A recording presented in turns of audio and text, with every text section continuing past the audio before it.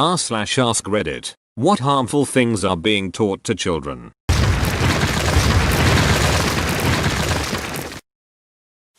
Not owning up to their mistakes or blaming them on others.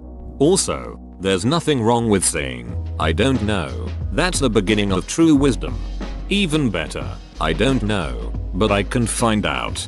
Or, "I don't know, but we can find out together," if you're the parent. What to think instead of how to think. Being wrong is bad. That's why many people don't change their mind when they were given trustable sources. They don't want to be wrong. High school teacher here, this all damn day. So many kids don't do anything because they're afraid of making a mistake. How else are you going to learn?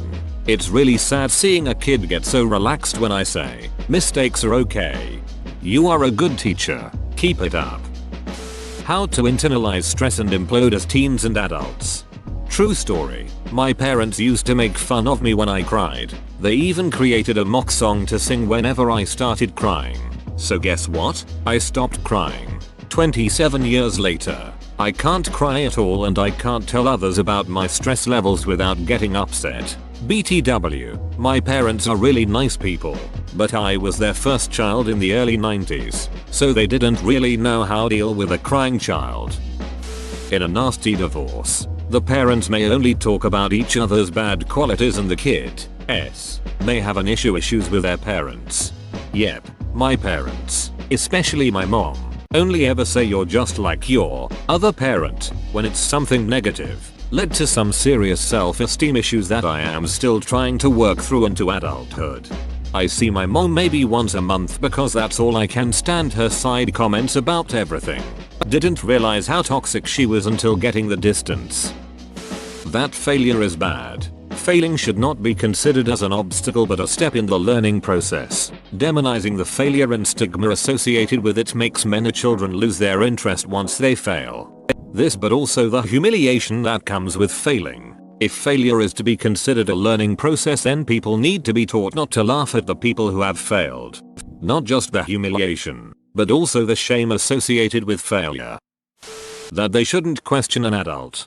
So true. Because of that logic, many kids think that every adult is responsible and trustworthy when in reality it's clearly not the case. It was a really weird thing going through college because I began to think more for myself and question adults. It makes you realize how complicated the world is because as a kid you assume exactly as you've said. You do not have to play with everyone. There is a total lack of social accountability. If Laura is always cheating a tag, it's okay to not let her play. If little Billy throws sand in the sandbox, little Timmy does not have to play with him. Laura and Billy need to learn how to play appropriately. My son's preschool has a strict "you do not have to play if you don't want" a policy. No one has to play with anyone they don't want to play with. No one has to hug or touch anyone or be touched if they don't want it. No one has to share their toys or other school supplies if they aren't done with it. In fact, the preschool teacher will go over and referee and say, "Is Bobby done with the toy car? No? Then Mikey, you have to wait until he is done." It's pretty refreshing. I wanted to let you know there are new philosophies and my son's preschool really strongly teaches body autonomy. Your body is your own and no one can touch it or make you do anything with it without your permission. It wasn't official policy, but we had a lot of discretion in the daycare I worked at. I did almost all the things you listed in the post. Some of it was a conscious effort and some of it was natural. I remember at first seeing the surprise on the 3-year-old's faces when I said no. Timmy does not have to give you that toy, and wouldn't you know, a week into the routine and the kids wouldn't fight. I think telling kids that you can just walk up and take something because sharing causes more fights. They are tiny humans and they deserve to have some agency. Saying no to unwanted touch. Saying no to other kids who are bothering them and not telling them to get along. And I had the best behaved class. Anecdotal, but I know it mattered. Happened to my son in middle school. A kid sucker punched my son. My son then fought back and pinned the kid against the wall. He has long arms, and punched him a few times. The school called me and my wife and told us our son was suspended. We went to the school and they said even though multiple witnesses as well as the kid said he threw the first punch, that the school had a zero tolerance policy, so our son would be suspended. We asked what the school believed our son should have done and they said he should just walk away. We told them that he would not be receiving any punishment at home and that the policy was ducked up. That's for their insurance policies. They don't give a damn what happens to the kids in that scenario as long as they don't get sued. That's a bingo. No is a bad word. It's a strong word but not a bad one. I could never tell an adult no growing up because it was a rude word. Becoming an adult is weird. It took me a while to realize I could change things about my life that I didn't like or were making me unhappy, and literally no one would stop it or tell me I couldn't. No back talk. Many adults use it as you're not allowed to challenge what I have to say. Makes sense if it's a cranky toddler being negative for negativity's sake. But suddenly older children can't question things or raise valid points of their own. My parents stayed at my house for a few weeks while they closed on their new house, and this subject came up. I told them how stupid their mindset was to this growing up, followed up by 20+ examples of times if they had listened to me as a kid we would not have been in shit situations. I hope every time they started arguing you yelled, "This is my house." No back talk, just to get the point across. Teaching them that it's not okay to fail. Some people need a little more time than others. It's okay to not get something now. Kids should be given more time to process things. Imagine having a poor grade because of a low score from the beginning of the year. How can we show children that it's not pass or fail? It's try and improve? And if kids go into software development, or many other fields to be honest, they are going to struggle with the agile methodology of fail often, fail fast, fail better. They can become perfectionists, which runs very counter to a fast changing, quick delivering culture. Perfection is the enemy of done. Kids are starting social media so early these days, and I think that's very dangerous because it puts a lot of pressure on the kid to attribute their worth to their social media success. I also think parents are way too open with their social media when it comes to their kids, and it's totally a violation of the child's privacy, of which some parents will never admit.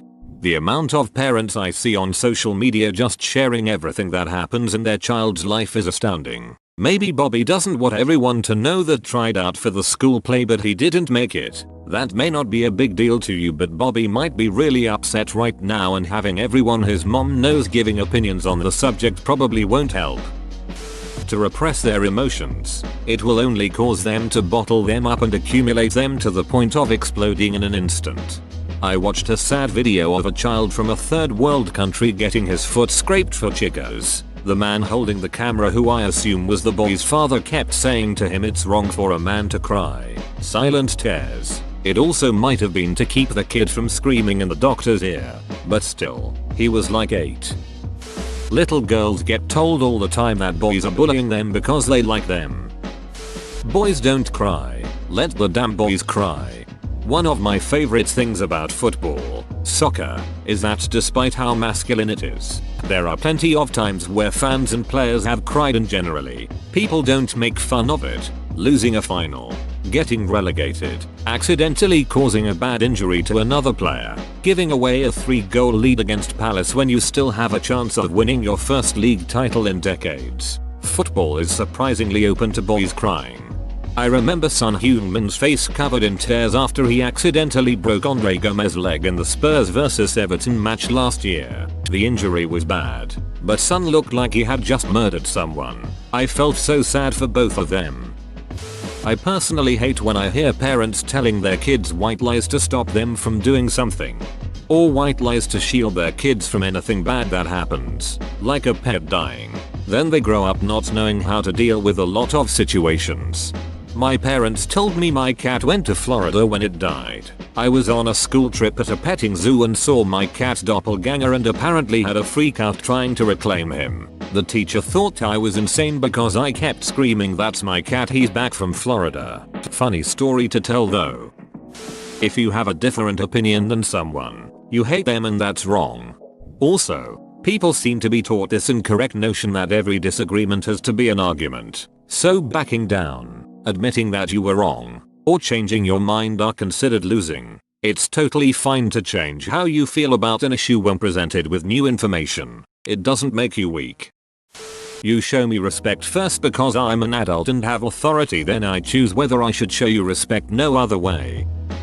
Making children hug or kiss someone, usually a relative, that they are uncomfortable with is not good. The child may just be grumpy and or not wanting to show affection, or their warning bell sensors could be going off and they do not know how to communicate that. Plus, forcing them to hug kiss sends mixed messages about personal physical boundaries and affection itself. Ugh, this. I've always disliked too much physical contact, and people would always act like it was blasphemy that I didn't want to give them a hug. That complaining is the same as not being grateful. Can't count the number of times growing up when adults basically told me to shut up whenever I was complaining about something and that I should be grateful that I was born where I was. Like, sure, I'm glad I wasn't born into some starving African family, but that doesn't mean everything is perfect over here and that we shouldn't try to improve things here as well. I agree. That mindset causes people to become complacent and apathetic with life, so they never strive for improvement. Political views. At ages that children are really too young to understand them, they just spout off their parents' thoughts. Teaching kids not to question things just because someone is older, or allegedly wiser, is one of the most frustrating things that I see on a daily basis. How is a child supposed to ever develop any individual and nuanced ideas if they can't think for themselves? That everybody is a winner. No, losing and disappointments are part of life and they are integral to your growth both emotionally and socially. We have a lot of people who enter the real world who have been told they aren't deserving of things just because and cannot take rejections and losses in their personal and professional lives with any grace whatsoever. This is also resulting in mediocrity being accepted as a norm cause nobody wants to call out ineptitude, while the hard work and dedication being put in by people who do end up in good positions are being played down. It's a little harsh, but it's true. Kids gotta learn how to lose before they can truly start to win. That's the only way being gracious and victory will ever come about. This is why Pokemon is such a good cartoon for kids. For years Ash has done everything right with training and caring and he's lost the championship. I hated the cartoon until I saw that it helps foster a healthy relationship with losing. Losing with grace and finding the value in it is one of the most important skills.